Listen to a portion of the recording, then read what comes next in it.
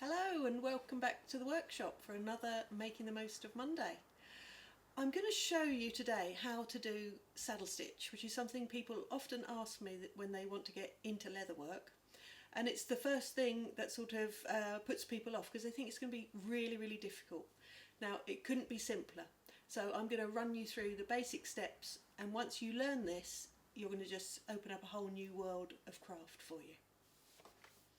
So I've got an axe cover in progress here for a small forest axe, and I've started it already, but basically I'm going to show you how you get the holes in the leather to start with, and then how you get the thread in. So a lot of people think that you've got to push needles through the leather, and obviously that confounds everyone because they think, how am I going to push needles through this huge piece of leather? But you're making the hole first and then you're just passing the thread through. So I'm going to show you how I do it. Not everyone does it like this, everyone's got their own methods. Some people even use a very small drill bit and actually drill these holes. I don't do that because that actually removes some of the leather, removes some of the material. I'm going to use something called a saddler's awl, which is this tool, which is basically a blade with 4 flat sides, and that pushes in and parts the fibres, so you're not actually losing any of the body of the leather. So you're parting the fibres, then you're putting your thread through, and then they'll sort of close back round the thread, so you're not sort of compromising any of the piece of leather. So, and like I said, this is the way I do it. There'll be lots of other videos and things out there, so what you can do is take the best from all of those different methods that suits you. So you take your awl, which is a marvellous little tool. You need to keep it nice and sharp, and it's got 4 sides on it, and basically it's like a sort of diamond shape in section.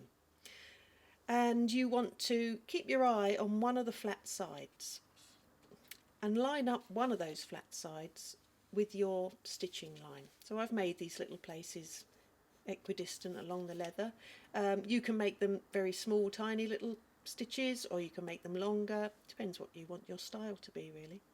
So I'm looking at one side of the flat edge, I don't know if you can pick that up, and I'm lining it up with the edge of my leather, and then I'm just pushing it straight down through as vertically as possible. Tough bit of leather here. See, so I've got another hole there with all the edges lined up. So I look at the edge of my tool again, that flat edge, and I line that up again, and I push down.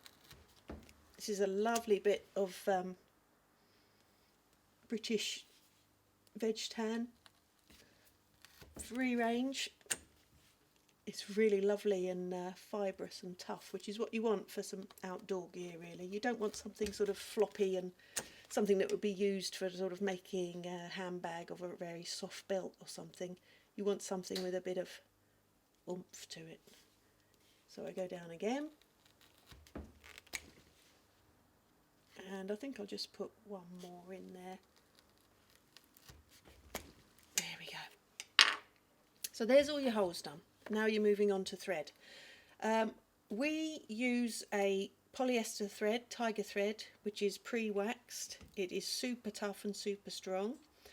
All different colours you can get as well. We used to use this linen thread, which is all natural, but we did find, particularly on some of the belts we made where it's bending and flexing, that after a few years this was the part of the product that was failing. The stitching was failing. And you know, although people can send back their products and we'll fix it for them, you didn't really want things to fail in the field. So we've decided to move over to this super tough polyester thread. So I'm going to be using this colour, which I think is called cream, although I'm not 100% sure. We just call it natural. And I'm going to take a length. Now, guesswork really when you're first starting with the leatherwork as to how long this piece of thread needs to be. After a while you'll just instinctively get to know how much you need, but for this product I think I need about that long, which is probably just under a metre. This is not a specific science.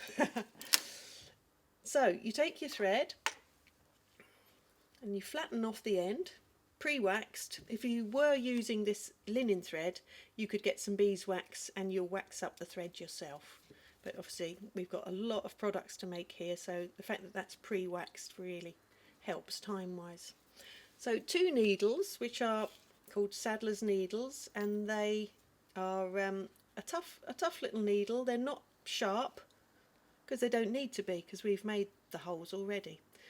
I mean, it will make you bleed, but it's not super sharp like a little sewing needle. So you flatten the end of your thread and then you pass it through the needle. Just give yourself a little bit of extra there, and then you put a needle on the other end as well. So flatten it off. Got it up the wrong way. Pop it through. Then you've got 1 needle on each end of the thread. And then you're ready to get going, learning your new saddle stitch. So now we're going to move on to the best bit of kit in the Leatherworkers workshop, which is the clam. So this is the clam, which is basically a big clamp that acts as an extra pair of hands to hold the piece while you're working on it. It's 2 pieces of steam bent plywood, or you could use steam bent ash or something like that if you wanted to. I've stuck some leather over the top so that it doesn't scratch my piece of work while I'm working on it. This is all a bit worn now, so occasionally you have to sort of change those so they're not putting dirt on your piece of work, particularly with a light piece of leather. So this is the piece that we're working on, the axe cover, and it's holding on to it, so I've got both hands free now to hold both of my needles. So here's the thread on the 2 needles. Now I use 2 little thimblets so I can get a good grip on it when we're pulling through some tough leather. Gives me a bit of extra grip. So you take 1 needle in each hand, and I start 2 holes back. So I put 1 needle through one side, and then I pull the thread, so I've got half the thread one side and half the thread on the other side. Now traditionally a saddle maker would at the same time be using this awl and making the holes as they go along. Make a hole, put the threads through, make another hole. That's an extremely skilled operation, and also takes a lot of strength, so I've developed my own little way of doing it. But that's something which is a great skill, and you can learn that from saddlers as well if you want to do it perfectly traditionally. But this is the way I do it. So half the thread either side, and then I'm going to come back for 2 stitches and then go all the way down the piece of work. So 1 needle goes through, I grab it with this hand and I pull the needle through to my right side. Then the second needle comes back through that hole, same hole. Now I pull this bit of thread just to check I haven't got it hooked over the top of that needle, and then put that piece of thread over, and then I pull it through.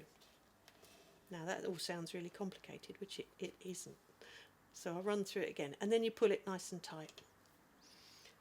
1 needle goes through, other hand picks it up and pulls it through. The needle pointing upwards then turns and comes back through the same hole. Pull the bit of thread so it's not caught over the tip of this, and pass the thread over it and pull it back through. All you're doing there is 1 little overhand knot, so it's effectively like tying a little knot like that, but within the leather. You could go around the needle twice and make it super duper tough as well, but it's 1 little overhand knot that ends up in between the leather pieces. And what that does is it makes it extra strong. If you nick one of these stitches with a knife or something, or it just wears out, the whole thing won't come unravelling really quickly. Like the hem on your clothing, it might get nicked, and then the whole thing just in 1 little pull falls to pieces. But with this, because you've got that overhand knot within the leather, you can cut those threads and it won't just all fall to pieces. eventually it would do, but it still holds together for quite a long time before it would fall apart. And that just gives you that extra bit of durability and a bit of knowledge that your kit is not going to sort of fail instantly on you if those threads get caught. And you know, this is traditionally for a saddle, so it's super important that that doesn't just fall off, and then it sort of goes into any other traditional leather making as well. And it's just a really nice stitch to know that all your effort of your work and the time that it takes, you're doing the best that you can with your materials. There's no sort of cutting corners, you're doing a really good job. It takes a little bit of time, and it takes a little bit of time to get good at it, really, because a lot of the time you'll start and your first piece of work will look a little bit higgledy-piggledy and it won't be in a straight line, but you just need to keep on practicing. But what I say to people is that even if your first piece isn't the neatest, it still holds together, and that's the main thing about any sort of bushcraft and outdoor gear, is the practical side comes first, and the look of it, the aesthetics, sort of come after. If you can get both of them together, fantastic. So I'll just run through the stitch again a couple of times so you can get it in your heads, and then I'll finish off the whole piece. So needle goes through. Now when you're running back through those first two holes, there's a lot of thread going through the same hole, so I sometimes use these little pliers just to give an extra pull. So I pull it through, then I go back with the second needle, which adds extra thread into the hole. Pull the thread, pass it over the needle, give that a tug back through, and then pull it through. Needle goes through, pass it to the other hand, needle number 2 comes back through the hole, pull your bit of thread so it's not caught over the top, pass the thread over the needle and pull that through and give it a tug. So that's basically your stitch. Now I'll run through and finish it off. Now this is the point, once you really learn how to do this, that you can just sit and enjoy it and enjoy the craft and make something that's hopefully going to be very useful. So pull it through, needle goes back, pull on the thread and tie another little overhand knot in between the leather. And it's a breeze. And it's very satisfying to know that you're making something for somebody that's going to last them years. We include a little care sheet with all our items as well to show people how to look after their gear so that it will last a long time. You know, nourish the leather and look after it. And we also say to people that if some stitches get compromised, send it back to us and we'll fix it for you. Or if you want to get a little bit of thread off of us and try and fix it yourself, then that's great as well. We want these products to last a long time. There we go, we go back through. As you can see, it gets a little bit, once you've had a lot of practice like I have, it's quite fast really. It's really nice with this tiger thread as well because you can get all different sorts of colours. So if you've got a particular, a lot of scout groups and places like that have got their particular colours that they use, so they might want red thread, purple, yellow, and you can sort of customise it to your needs. This is a nice piece of coyote brown leather, which is quite a natural look. We've got other colours as well, some dark ones, and of course black's always quite a favourite as well. So I'm going round the bend now. A lot of people say I'd already gone, but I'm just going to go around it now. So now the home straight. We're coming down the home straight now. As I said, if you wanted to, you can pass the thread over twice if you want, like that. I've never really found you needed to, but sometimes, particularly at the ends, you might want to do it twice, just to keep it extra secure. Now, look, I'm hoping I've got enough thread. It's lovely when it works out perfectly and you've got exactly the right amount you need. No waste then, see? pass it through there.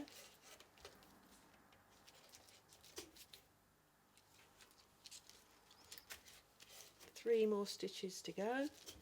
1, 2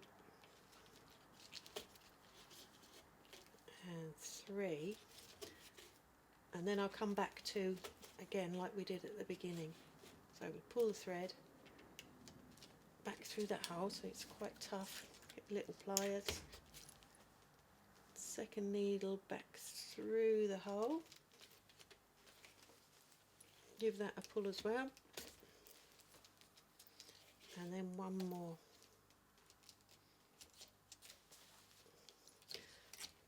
So this sort of shows you if someone's making a big case or a bag, how much time and effort goes into it really. But you're making something that's going to last for years and years. So give it a good tug on the last thread, get a little pair of scissors and then just snip off those ends. Now some people they like to sort of burn the little ends of the polyester thread to make a little knobble so it can never come out of those holes, to make it extra secure. I've never known it come out anyway, so I don't really worry about that. So that's the stitching finished. Take my little thimbles off. Take it out of the clamp. And there it is, all nicely stitched. So here's the finished axe cover.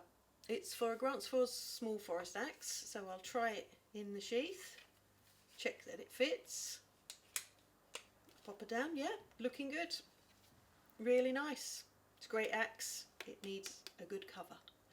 So I hope you've enjoyed the video and I hope it's taught you something. If you've got any questions, leave them in the comment section. And if you'd like to see more videos, then subscribe to the channel. Hope you've enjoyed it. See you next time.